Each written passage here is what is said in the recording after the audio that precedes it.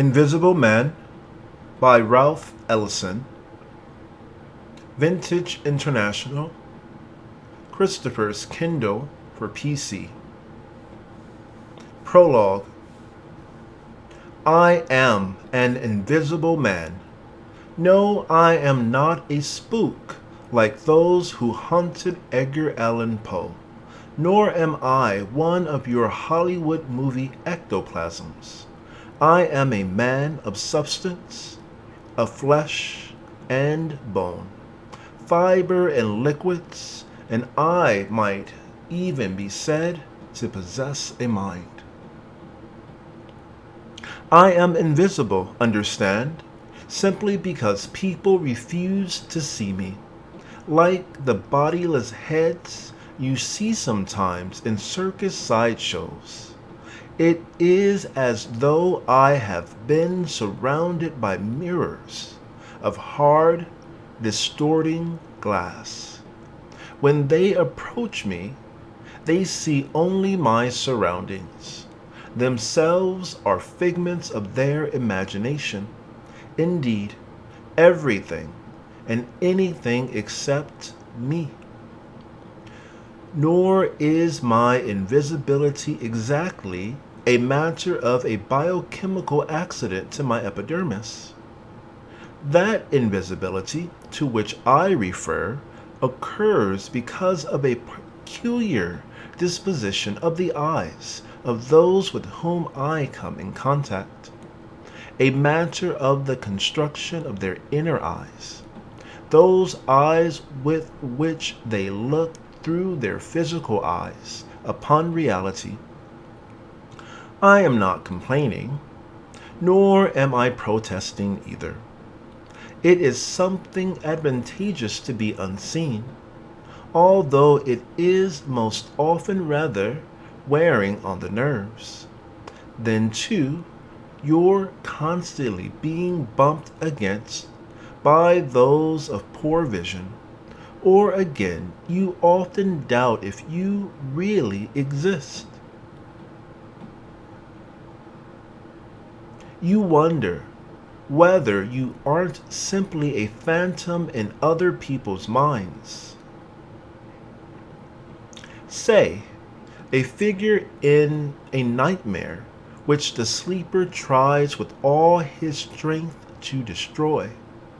It's when you feel like this that, out of resentment, you begin to bump people back.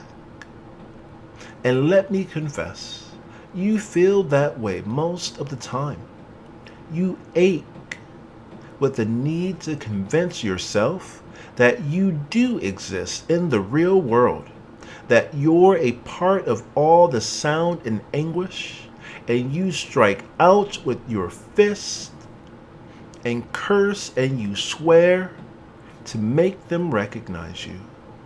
And alas, it's seldom successful. One night I accidentally bumped into a man, and perhaps because of the near darkness, he saw me and called me an insulting name. I sprang at him, seized his coat lapels, and demanded that he apologize. He was a tall, blond man, and as my face came close to his, he looked insolently out of his blue eyes and cursed me. His breath hot in my face as he struggled. I pulled his chin down sharp upon the crown of my head, butting him as I had seen the West Indians do, and I felt his flesh tear, and the blood gush out, and I yelled, "Apologize! Apologize!" But he continued to curse and struggle, and I butted him again and again until he went down heavily on his knees, profusely bleeding. I kicked him repeatedly in a frenzy because he still uttered insults though his lips were frothy with blood. Oh yes, I kicked him. And in my outrage, I got out my knife and prepared to slit his throat. Right there beneath the lamplight, in the deserted street, holding him in the collar with one hand and opening the knife with my teeth, when it occurred to me that the man had not seen me. Actually, that he, as far as he knew, was in the midst of a walking nightmare, and I stopped the blade, slicing the air as I pushed him away, letting him fall back to the street. I stared at him, hard as the lights of a car stabbed through the darkness. He lay there, moaning on the asphalt, a man almost killed by a phantom. It unnerved me. I was both disgusted and ashamed. I was like a drunken man myself, wavering about on weakened legs. Then I was amused. Something in this man's thick head had sprung out and beaten him within an inch of his life. I began to laugh at this crazy discovery. Would he have awakened at the point of death? Would death himself have freed him for wakeful living? But I didn't linger. I ran away into the dark, laughing so hard I feared I might rupture myself.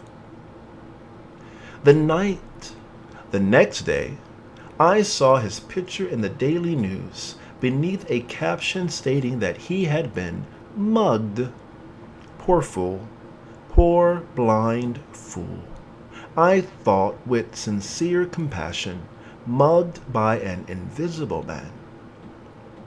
Most of the time, although I do not choose as I once did to deny the violence of my days by ignoring it, I am not so overtly violent.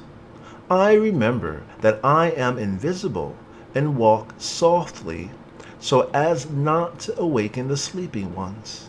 Sometimes it is best not to awaken them. There are few things in the world as dangerous as sleepwalkers.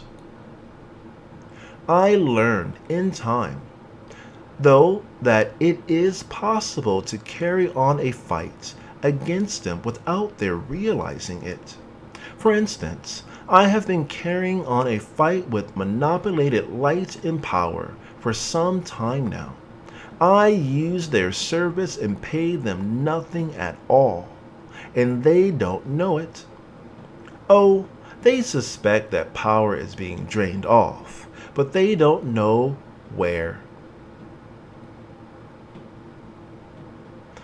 All they know is that according to the master meter back there in their power station, a hell of a lot of free current is disappearing somewhere into the jungle of Harlem.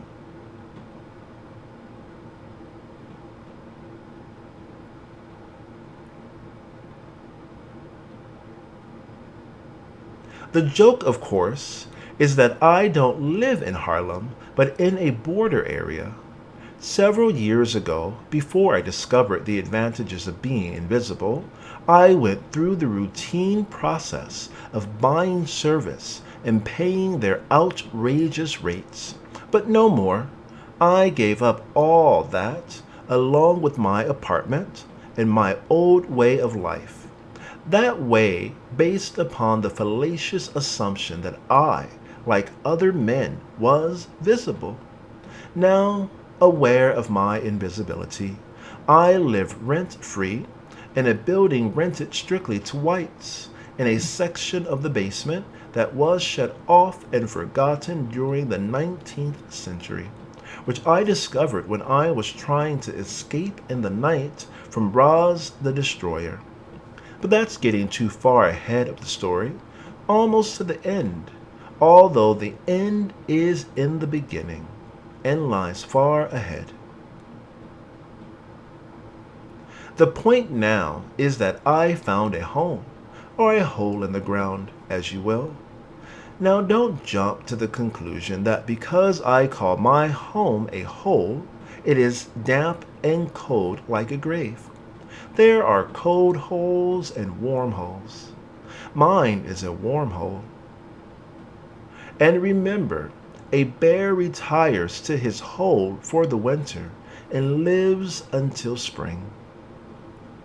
Then he comes strolling out like the Easter chick, breaking from its shell. I say all this to assure you that it is incorrect to assume that because I'm invisible and live in a hole, I am dead. I am neither dead nor in a state of suspended animation. Call me Jack the Bear, for I am in a state of hibernation. My hole is warm and full of light. Yes, full of light. I doubt if there is a brighter spot in all New York than this hole of mine. And I do not exclude Broadway.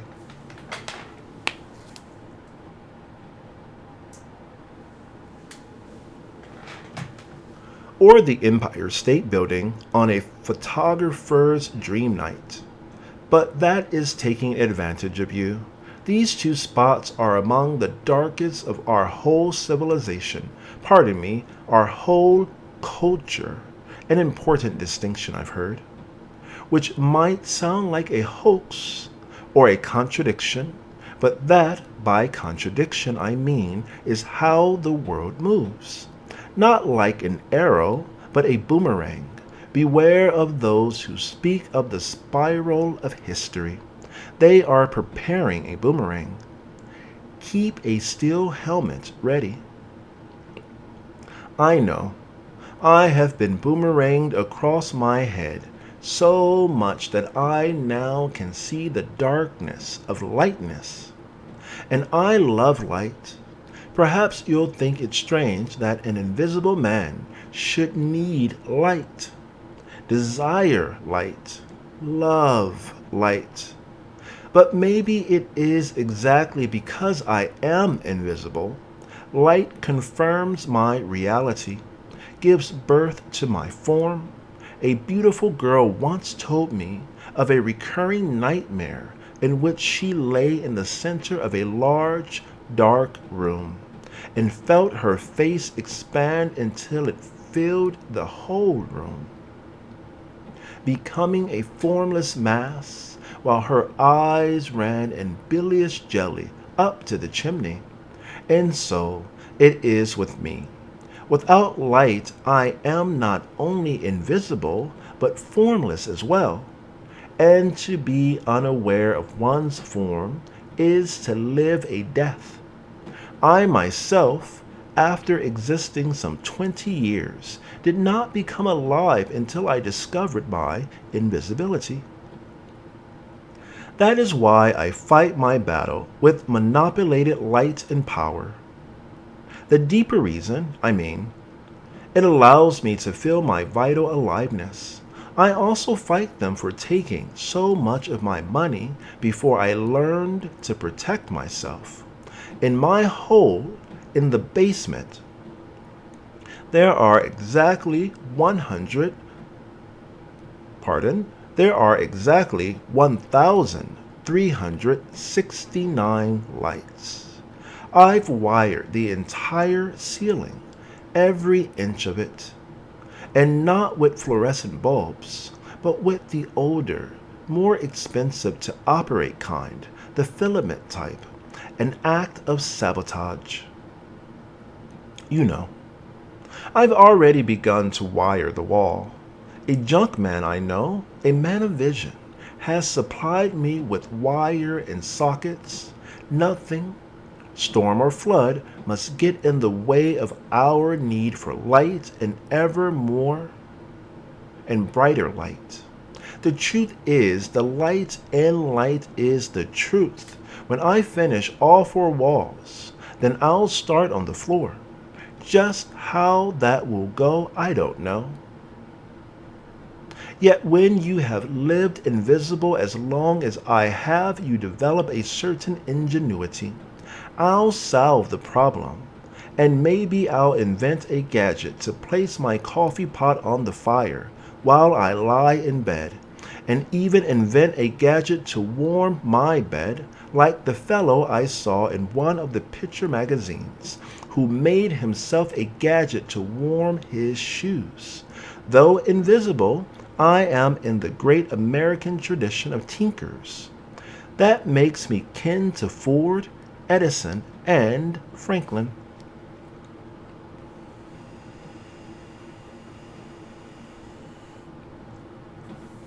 Call me, since I have a theory and a concept, a thinker tinker.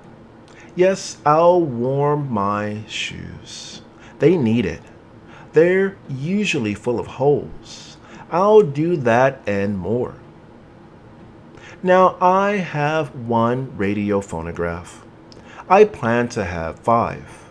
There is a certain acoustical deadness in my hole, and when I have music, I want to feel its vibration, not only with my ear, but with my whole body.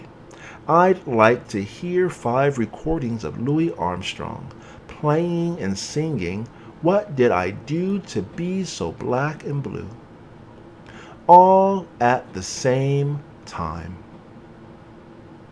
Sometimes now I listen to Louis while I have my favorite dessert, a vanilla ice cream and slugen. I pour the red liquid over the white mound, watching it glisten and the vapor rising as Louis bends that military instrument into a beam of lyrical sound. Perhaps I, like Louis Armstrong, because he's made poetry out of being invisible. I think it must be because he's unaware that he is invisible. And my own grasp of invisibility aids me to understand his music. Once when I asked for a cigarette, some jokers gave me a reefer, which I lighted when I got home and sat listening to my phonograph.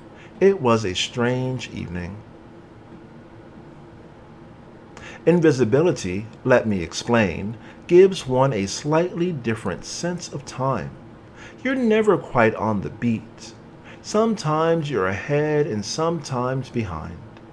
Instead of the swift and imperceptible flowing of time, you are aware of its nodes, those points where time stands still or from which it leaps ahead, and you slip into the breaks and look around. That's what you hear vaguely in Louis' music. Once I saw a prize fighter boxing a yokel. The fighter was swift and amazingly scientific. His body was one violent flow of rapid rhythmic action. He hit the yokel 100 times, while the yokel held up his arms in stunned surprise. But suddenly, the yokel, rolling about in the gale of boxing gloves, struck one blow and knocked science, speed, and footwork as cold as a well-digger's posterior. The smart money hit the canvas. The long shot got the nod. The yokel had simply stepped inside of his opponent's sense of time. So under the spell of the reefer, I discovered a new analytical way of listening to music. The unheard sounds came through, and each melodic line existed of itself, stood out clearly from all the rest, said its piece, and waited patiently for the other voices to speak. That night I found myself hearing not only in time, but in space as well. I not only entered the music, but descended, like Dante, into its depths. And beneath the swiftness of the hot tempo, there was a slower temple, and a cave, and I entered it, and looked around and heard an old woman singing a spiritual as full as Weltschmerz as flamenco. And beneath that lay a still lower level, on which I saw a beautiful girl, the color of ivory, pleading in a voice like my mother's, as she stood before a group of slave owners who bid for her naked body. And below that I found a lower level and a more rapid tempo, and I heard someone shout. Brothers and sisters, my text this morning is the blackness of blackness. And a congregation of voices answered, that blackness is most black, brother, most black. In the beginning, at the very start, they cried, there was blackness. Preach it, and the sun. The sun, Lord, was bloody red, red. Now black is, the preacher shouted, bloody. I said black is, preach it, brother, and black ain't. Red, Lord, red, he said it's red. Amen, brother, black will get you. Yes, it will.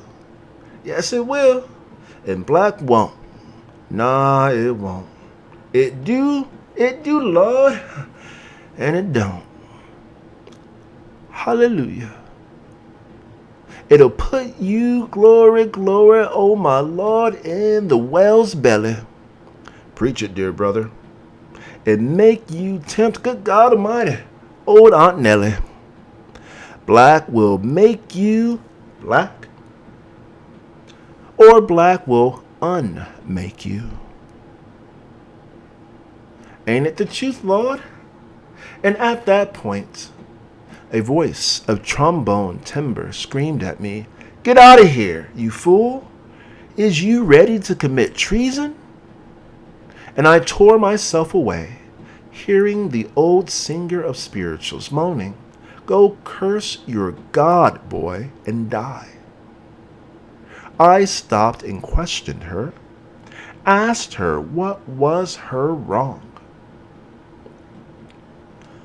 I dearly loved my master, son, she said. You should have hated him, I said. He gave me several sons, she said, and because I loved my sons, I learned to love their father, though I hated him too. I too have become acquainted with ambivalence, I said. That's why I'm here. What's that? Nothing. A word that doesn't exist. Why do you moan? I moan this way, 'cause he's dead, she said. Then tell me, who is that laughing upstairs? Them's my sons, they glad. Yes, I can understand that too, I said. I laughs too, but I moans too. He promised to set us free, but he never could bring himself to do it. Still, I loved him. Loved him, you mean?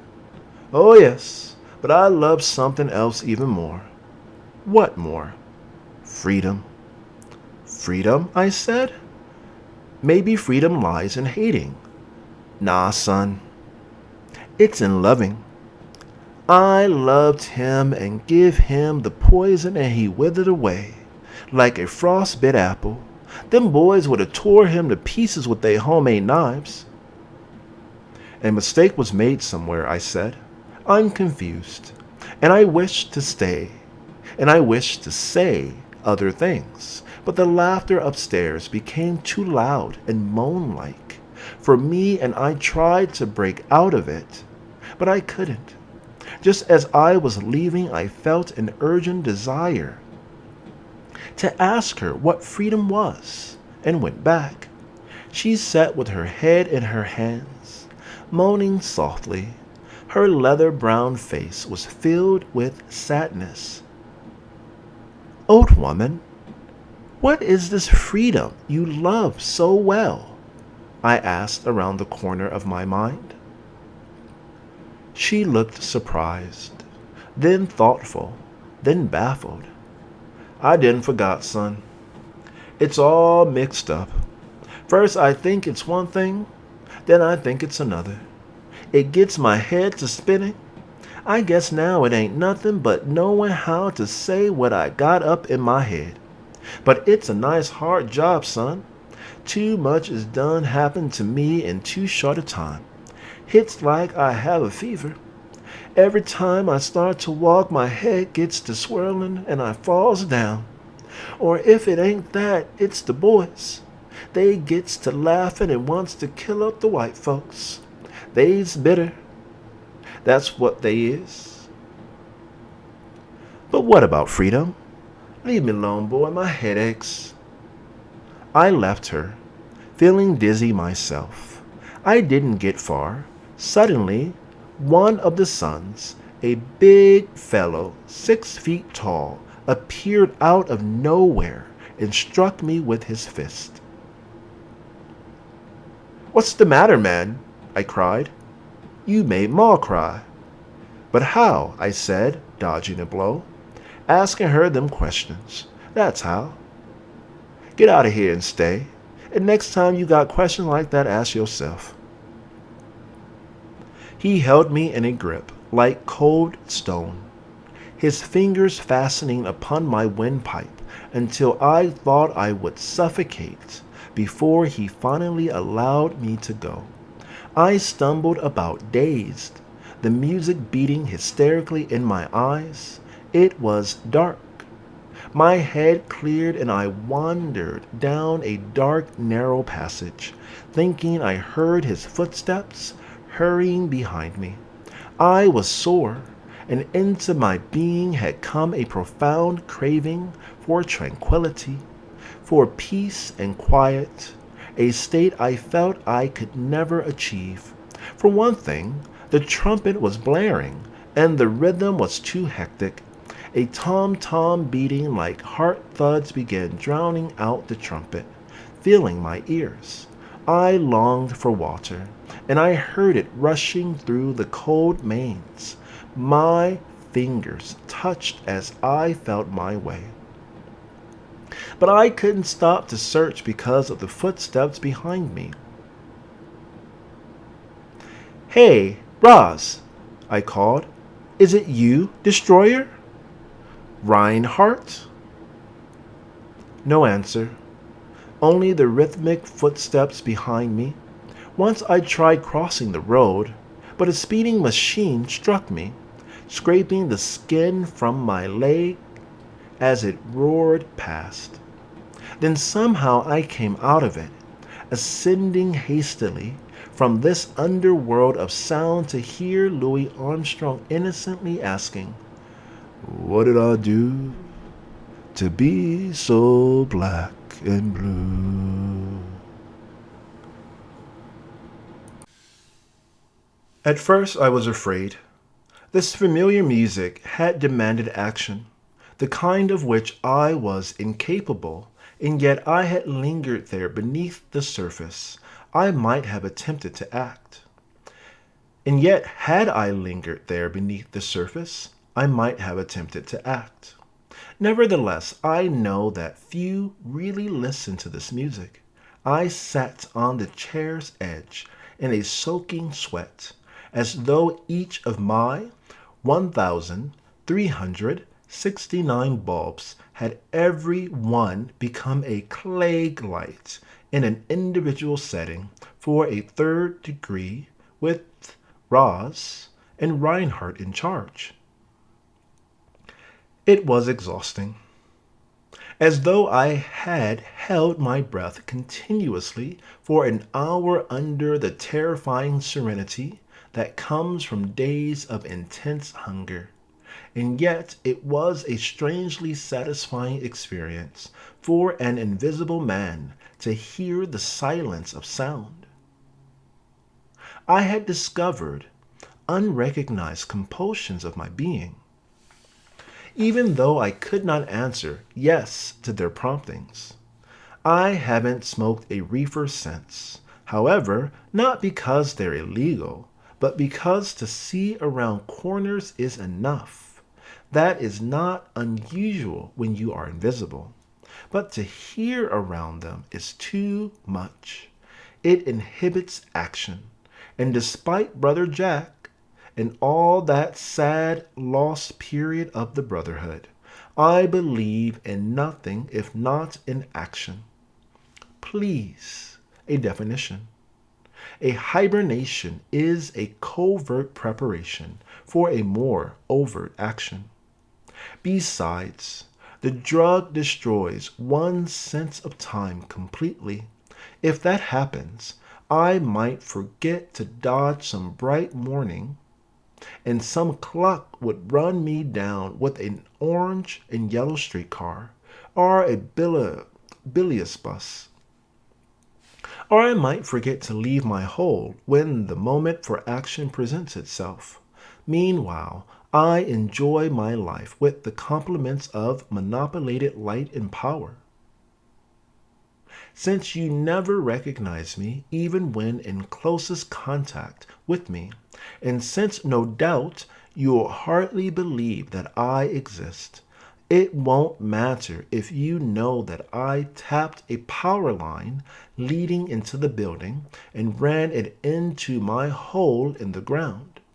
Before that I lived in the darkness, into which I was chased, but now I see. I've illuminated the blackness of my invisibility, and vice versa. And so I play the invisible music of my isolation. The last statement doesn't seem just right, does it? But it is. You hear this music simply because music is heard and seldom seen, except by musicians. Could this compulsion to put invisibility down in black and white be thus an urge to make music of invisibility? But I am an orator, a rabble-rouser. Am?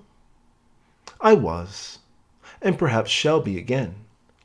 Who knows? All sickness is not unto death, neither is invisibility. I can hear you say, "What a horrible, irresponsible bastard!" And you're right. I leap to agree with you. I am one of the most irresponsible beings that ever lived. Irresponsibility is part of my invincibility. And any way you face it, it is a denial. But to whom can I be responsible? And why should I be when you refuse to see me? And wait until I reveal how truly irresponsible I am. Responsibility rests upon recognition, and recognition is a form of agreement. Take the man whom I almost killed. Who was responsible for that near murder? I? I don't think so, and I refuse it. I won't buy it. You can't give it to me. He bumped me. He insulted me.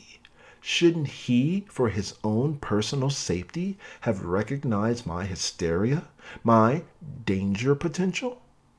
He, let us say, was lost in a dream world. But didn't he control that dream world, which, alas, is only too real? And didn't he rule me out of it? And if he had yelled for a policeman, wouldn't I have been taken for the offending one? Yes, yes, yes. Let me agree with you. I was the irresponsible one, for I should have used my knife to protect the higher interests of society. Some day, that kind of foolishness will cause us tragic trouble. All dreamers and sleepwalkers must pay the price, and even the invisible victim is responsible for the fate of all. But I shrinked. But I shirked that responsibility. I became too snarled in the incompatible notions that buzzed within my brain. I was a coward. But what did I do to be so blue? Bare